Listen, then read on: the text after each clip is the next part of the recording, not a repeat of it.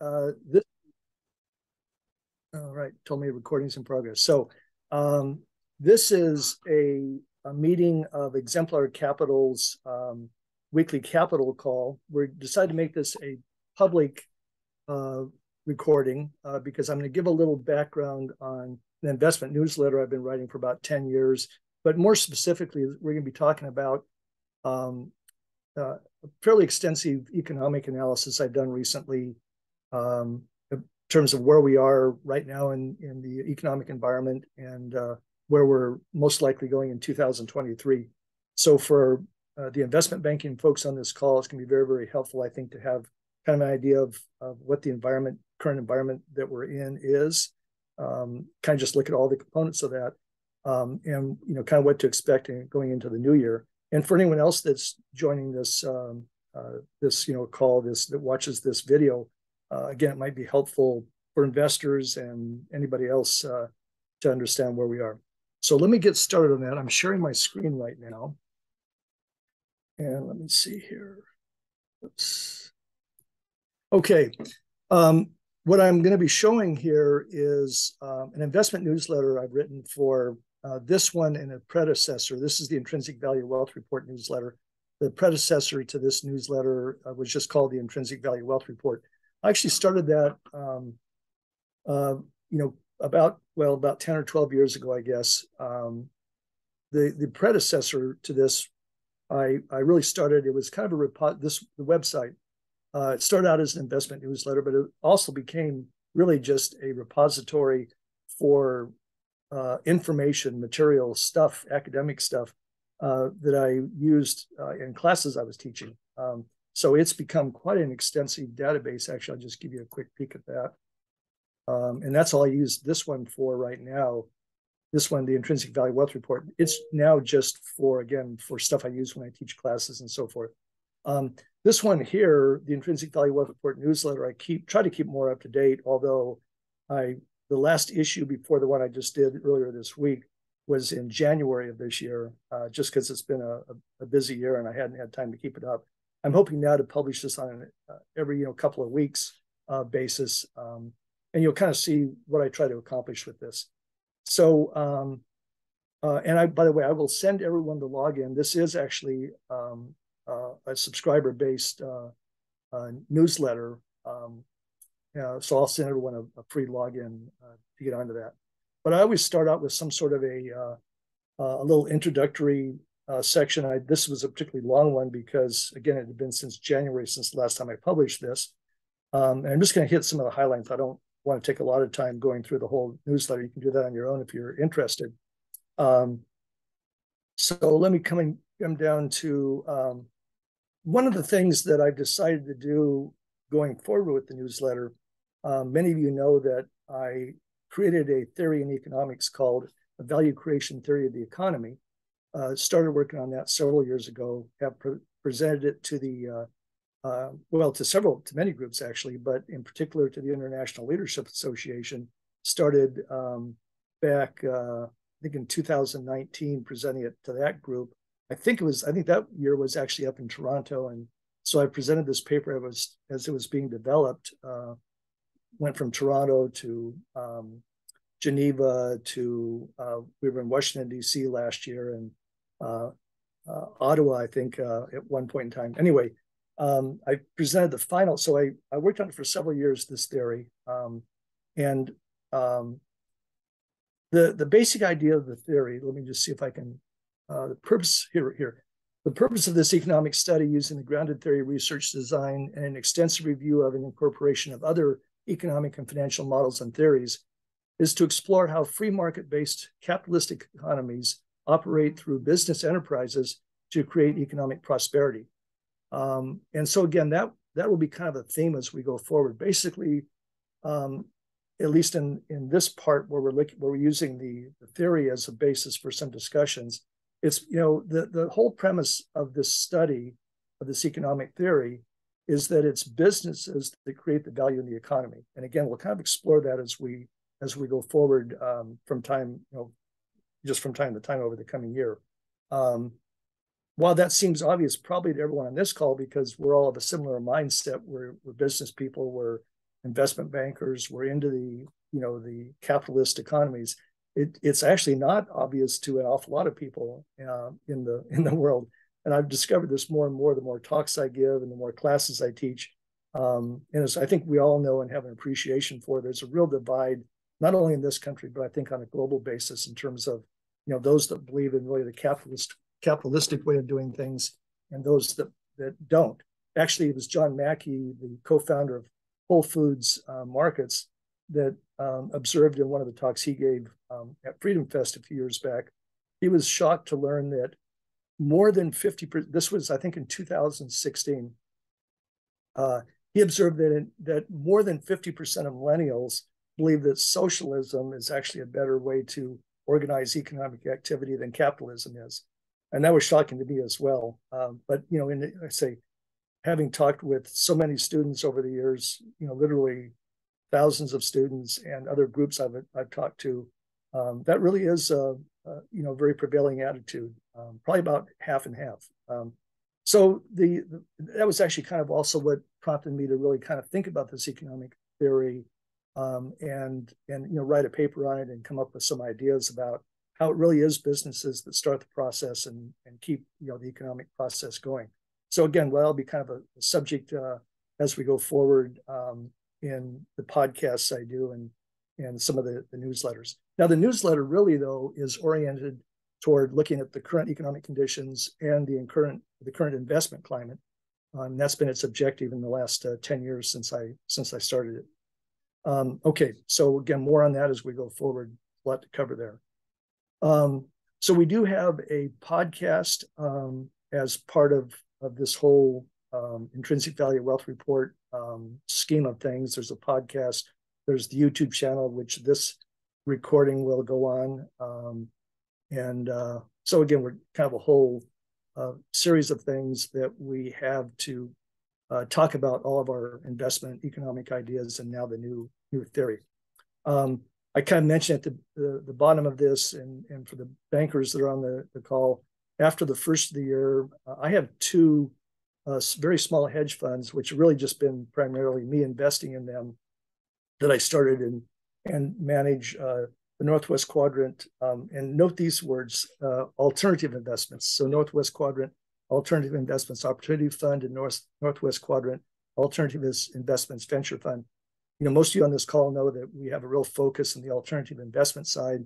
As we've talked about many, many times, we have kind of the three silos, the three verticals, being the traditional investment banking that we do, the alternative investments, which is real estate and oil and gas and all those things we see when we go to the TNDDAs and the ADISAs and so forth, and then now the crowdfunding.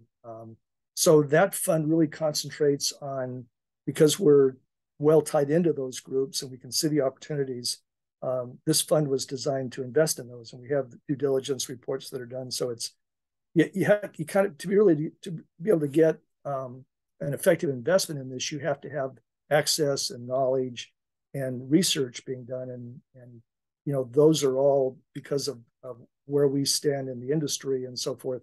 Those are the opportunities that we have. So it just made sense to put together a fund. Like I said, we've been actually running this fund for about a year now. It's been mostly with my money in it. The other fund, just mentioned briefly, Northwest Quadrant Alternative Investments Venture Fund. That came about as an idea, I think, at the beginning of this year, back around January, maybe the last part of last year. And because we were getting into the crowdfunding space at the time, it made sense to look at all the different crowdfunding platforms and kind of cherry pick ideas.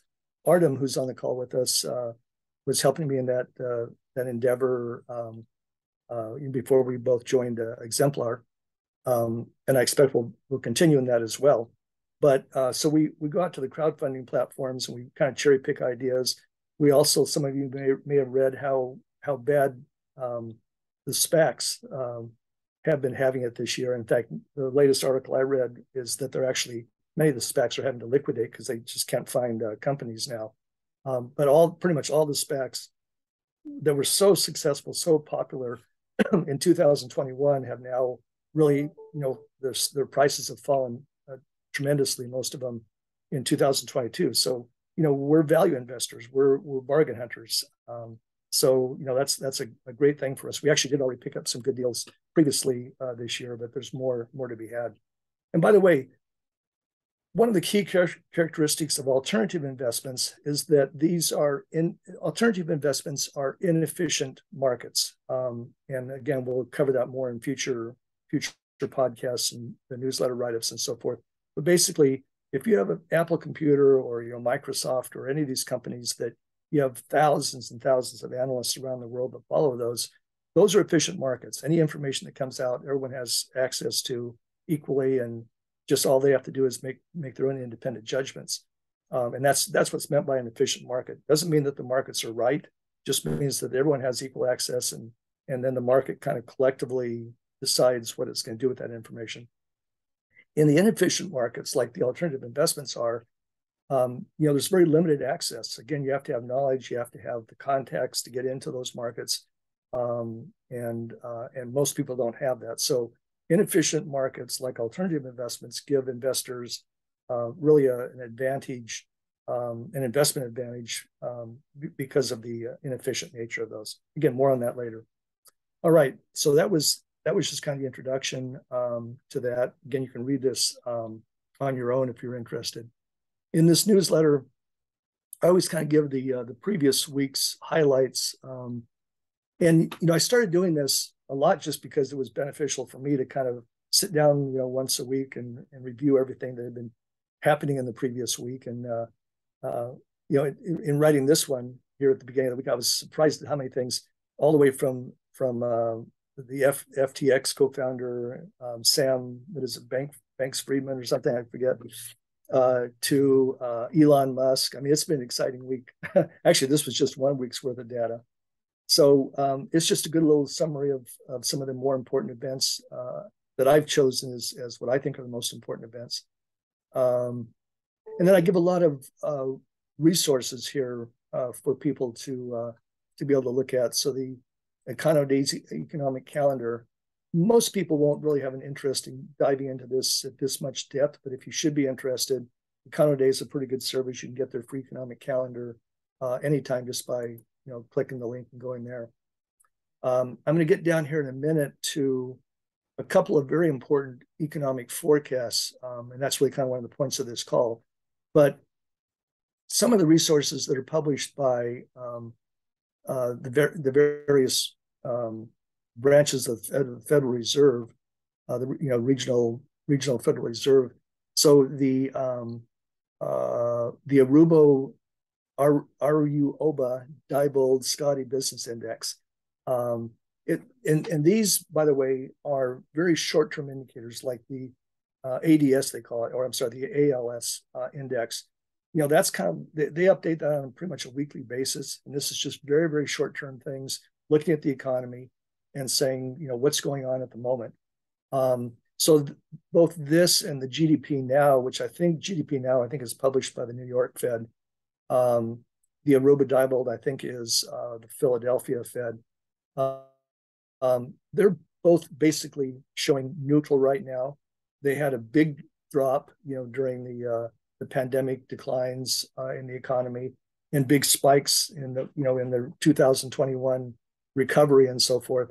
So they actually do work pretty well. I mean, all of these indicators that we use, you have to use all of them really to kind of start getting a good sense of what's going on with the economy or investment forecasting. The more you use, the better. It's always a trick question I ask my students, that because they figure it out pretty quickly. I say, well, which model are you going to use? And it doesn't take them long to figure out that they say, well, you use all of them, because that really is the point.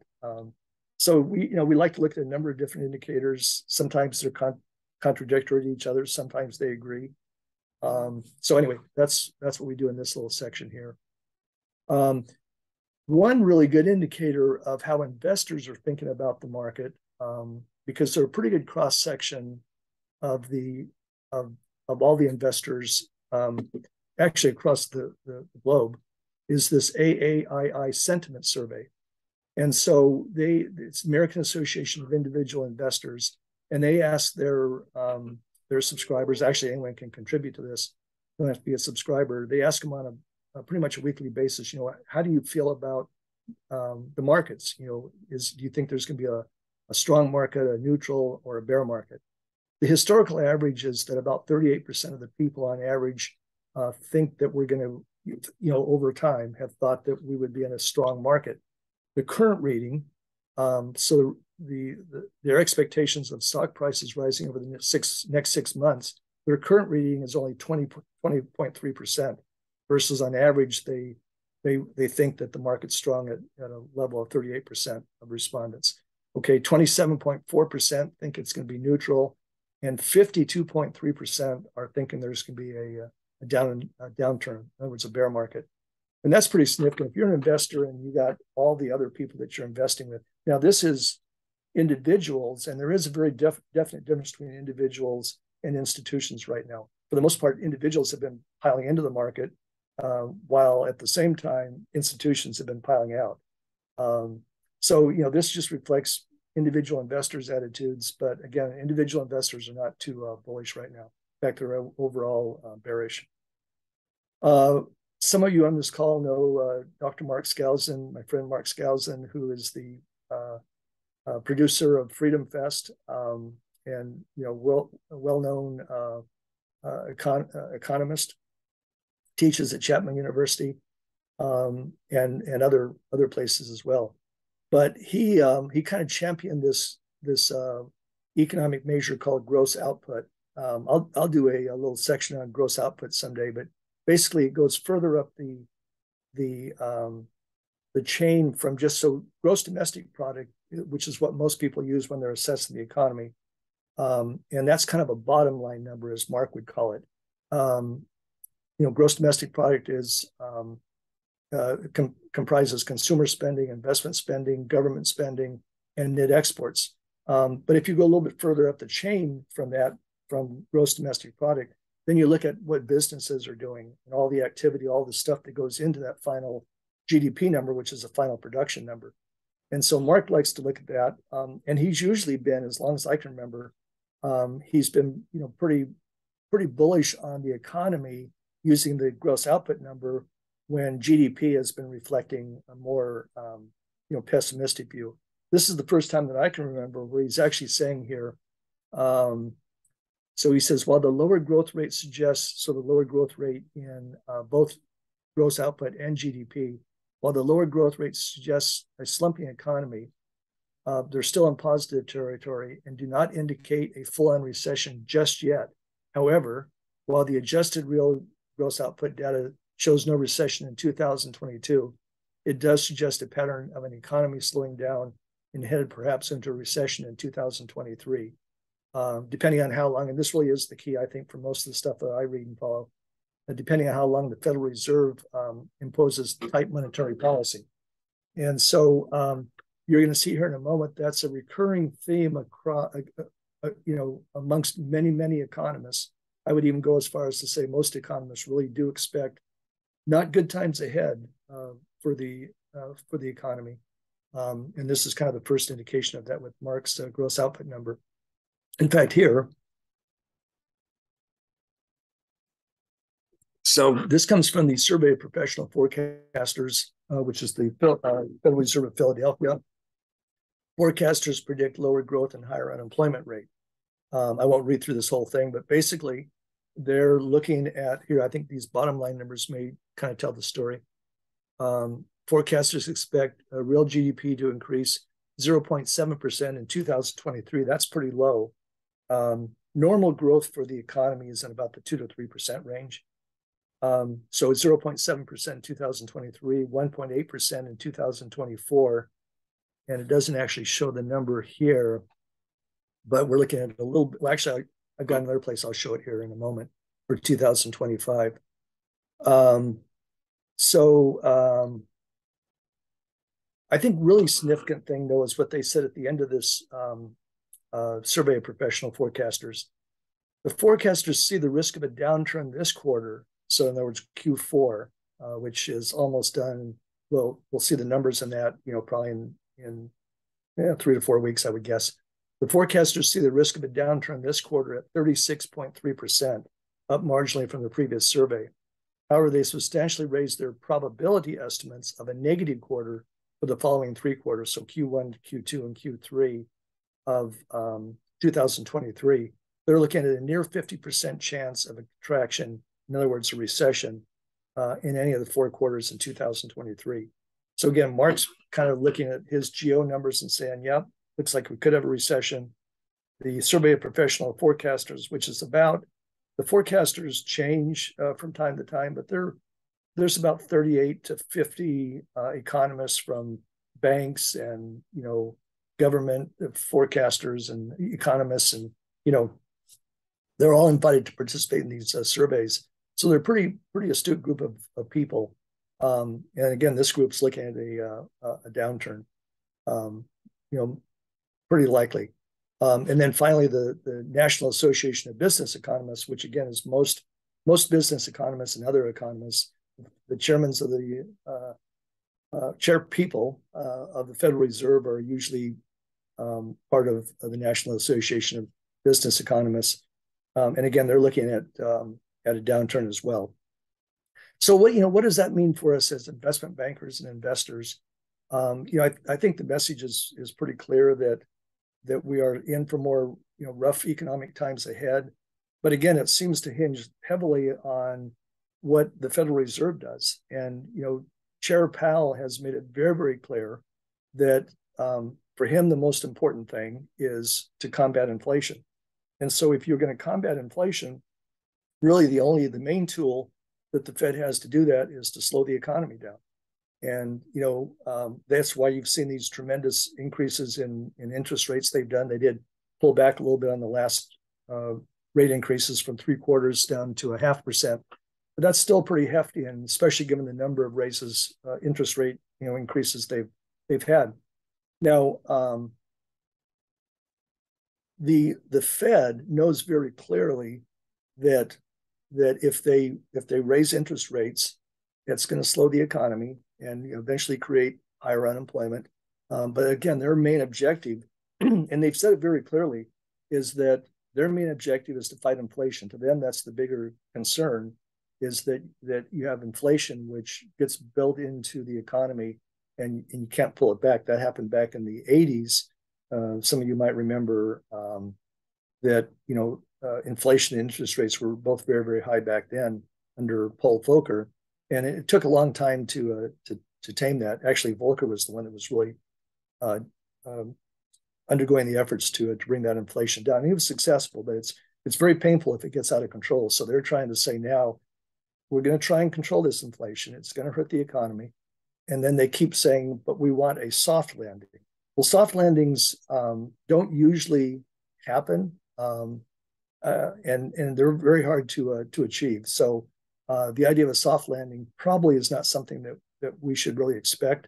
And so again, the point of all this discussion, the reason I wanted to bring it up on this Capital call is really just to say, here's the situation we're faced with, guys. We are likely looking at a slower economy, or even a possible recession in the coming year. Does that end our business? Not by any means. Okay. Does it make our business a little bit harder? Absolutely, yes. Okay. But again, it's important to understand where we are. Deals will still get done. We'll still be able to raise capital. Trust me when I tell you, everyone always needs money, and they especially need it now in this environment because there aren't that many capital providers. So we'll find plenty of deals.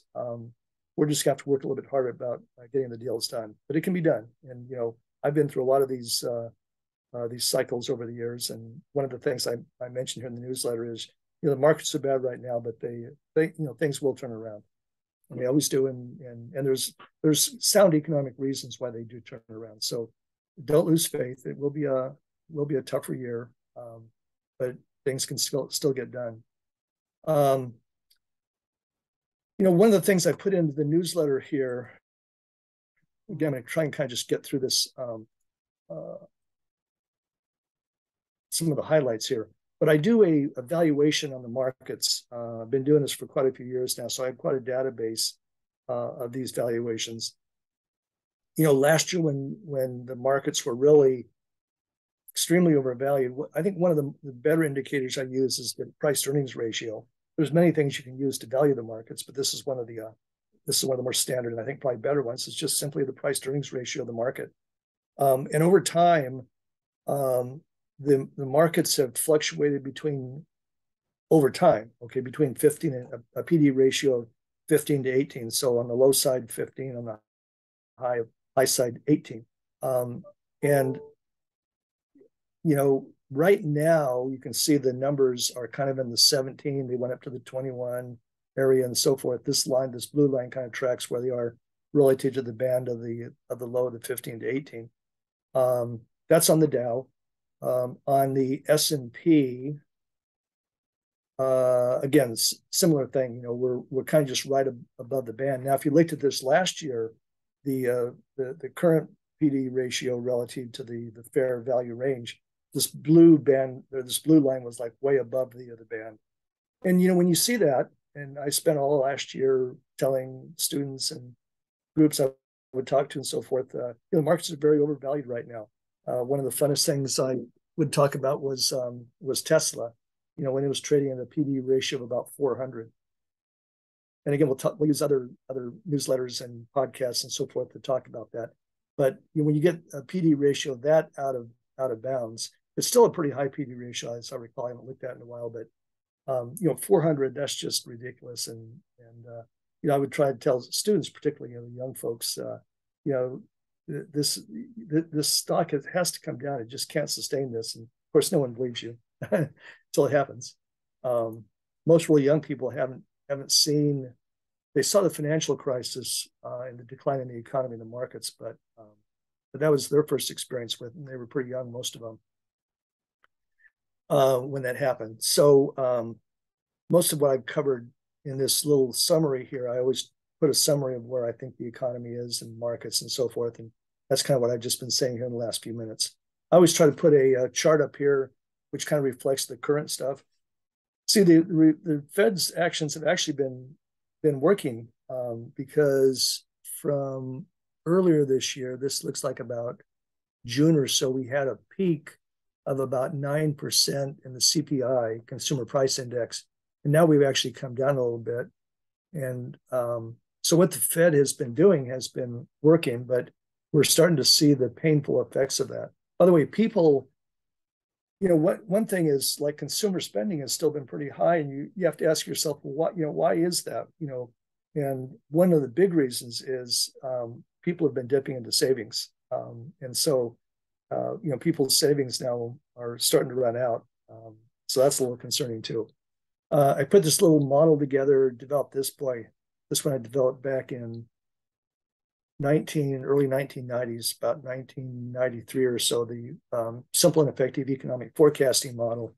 Again, we can talk about this more. I actually did write a little paper on that, which you can see in the newsletter here. Here's a reference to that. And then I wrote this paper, Simple and Effective Economic Forecasting Model. I did that in about 1993, I think.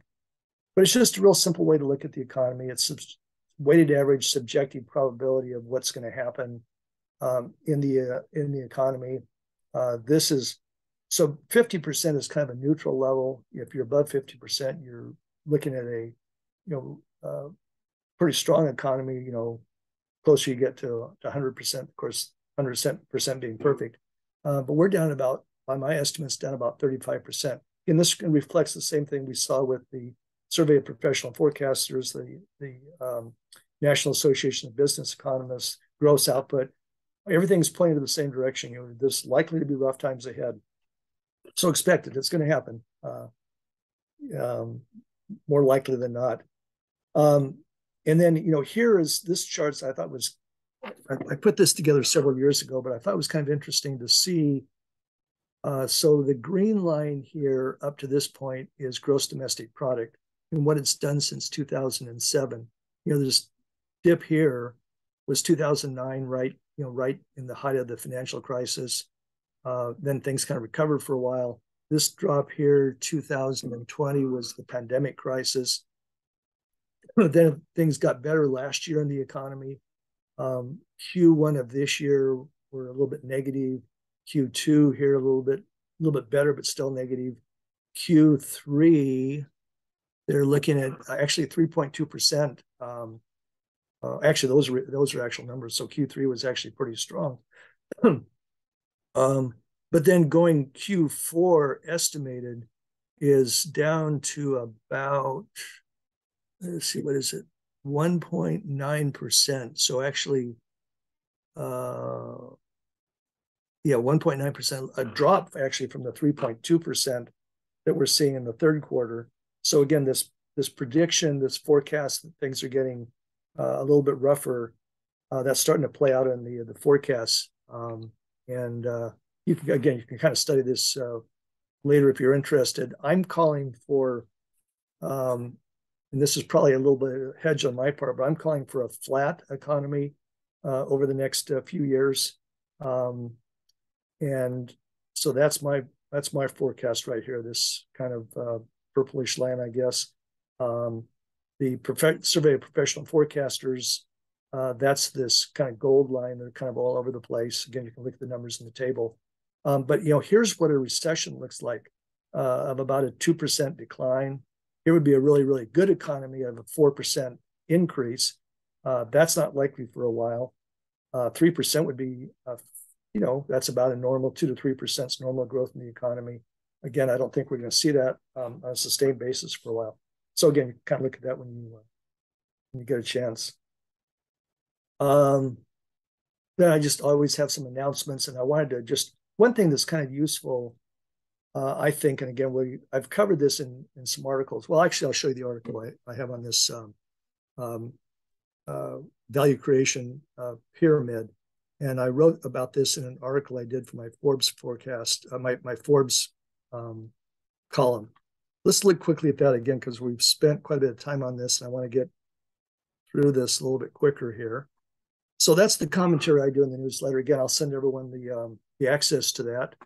But let me jump over here here's our podcast, by the way,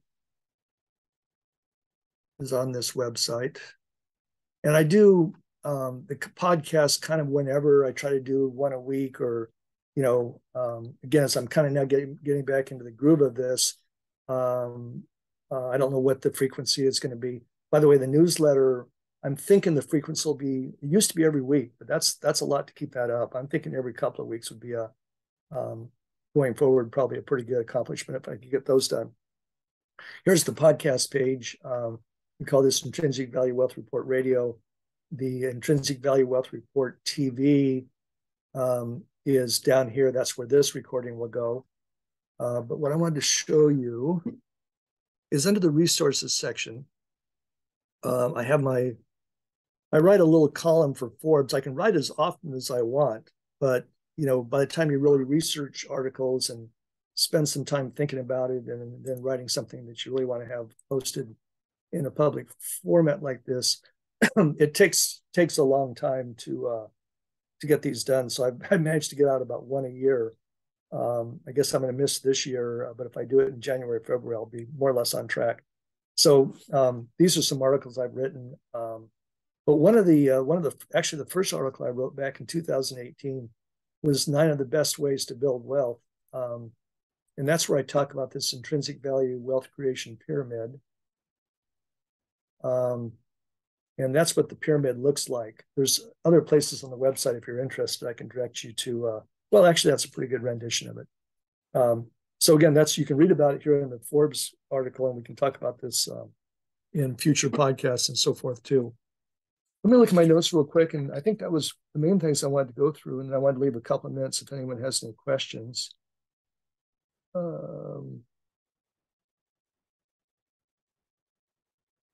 One thing that I think would be helpful to share with you guys is, so this website here, just the plain intrinsic value wealth report, first one I started doing in 2012. Again, that grew over time to where I put a lot of stuff that I would use to teach classes. As most of you know, I teach classes in economics and finance and strategy and many, many other business and economics and finance subjects. And so as I started getting more and more material up here, I started organizing in books. So if you're interested in following the economy, you can just look at the commentary I do here. But if you really want to kind of dig into the weeds, into the numbers yourself, book number 6 here of the Intrinsic Value Wealth Report has a lot of links to, where is it here? Book number 6 has links to a lot of different resources. One of the better ones, I think it took me a long time to compile this list, and I think it's still fairly current. I did this a number of years ago. But these links, and some of the links I will tell you might be out of date, but you can just do a Google search if they are to find the information.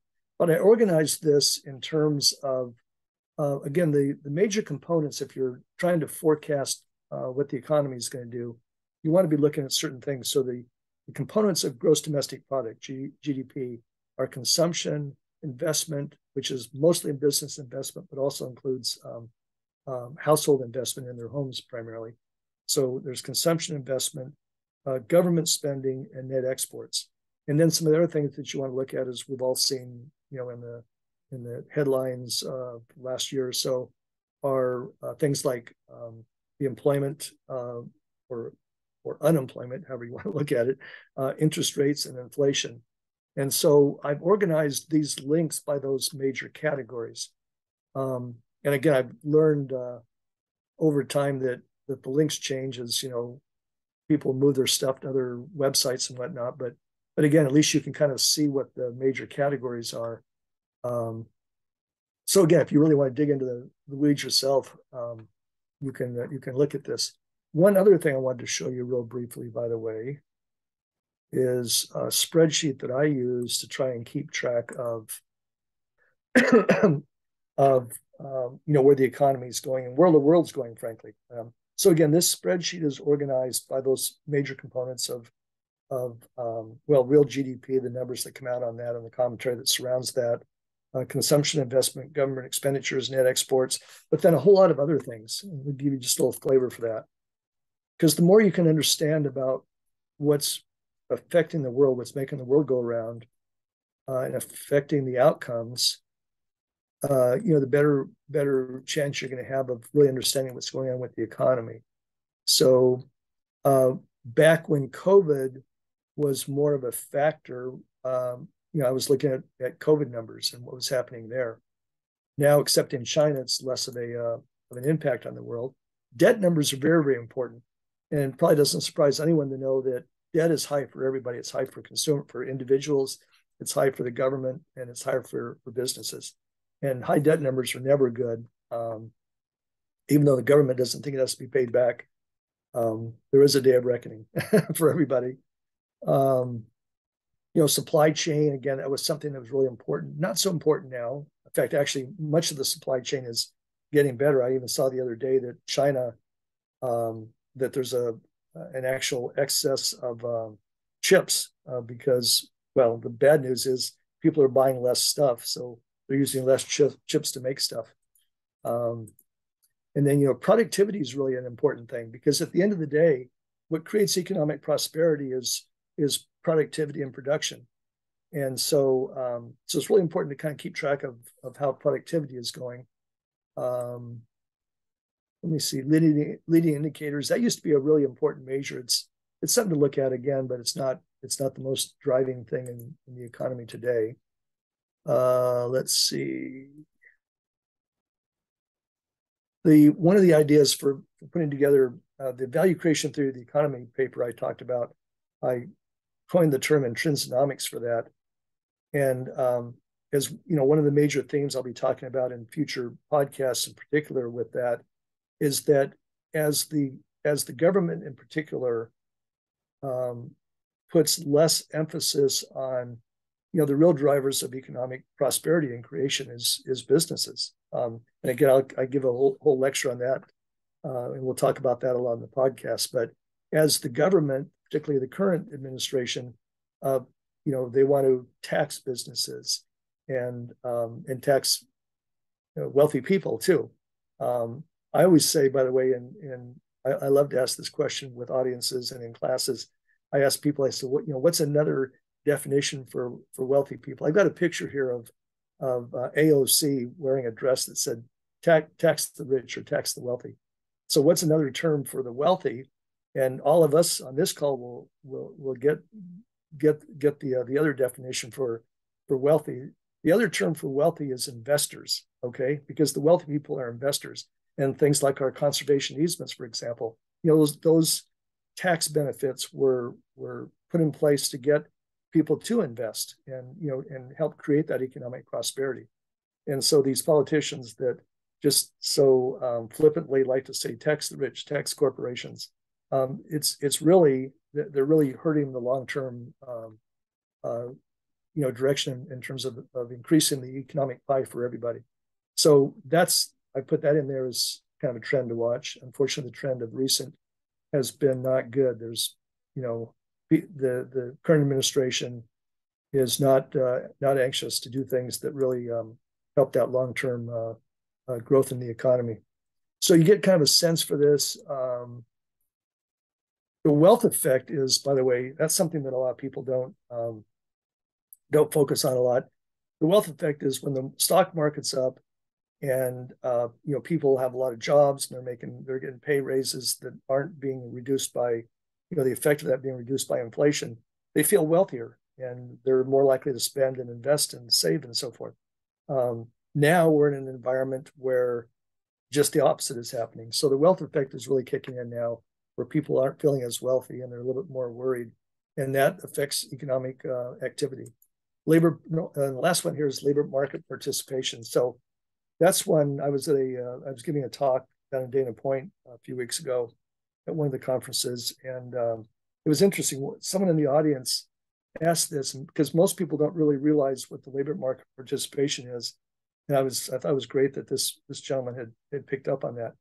So labor market participation is basically the number of people that can be employed that actually are employed. In other words, they're working. Turns out right now, and on a long-term trend, that's been dropping, quite a bit over the last, several decades. Turns out that right now there are a little bit more people that are not working. So in other words, something less than something like greater than 60% of the people that are working are supporting, around 50% or just under of those who aren't working. So in other words, those that are working are supporting those that aren't working, and that's that can't go on for very, very long. The real simple economic principle is that if you want to increase productivity, which increases the economic prosperity and the standard of living that we all have, one of the main ways you do that is really the only way you do that is you increase the utilization of all the factors of production, so land, labor, and capital. And so if you got more people working and producing stuff, both goods and services, that leads to economic prosperity. And at the end of the day, that's what needs to happen. Well, again, we're going the wrong direction. A lot of people are, especially through the pandemic, people have found other ways to get by without having to work.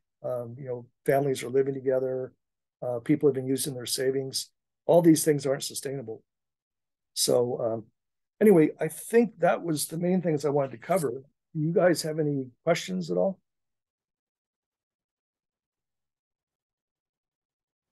Are you all still with me?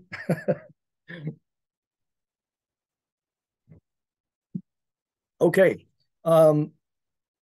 Jessica, I guess you can stop the recording now.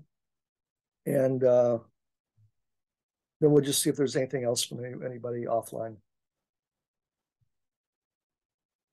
Jessica, let me know when you've got the recording.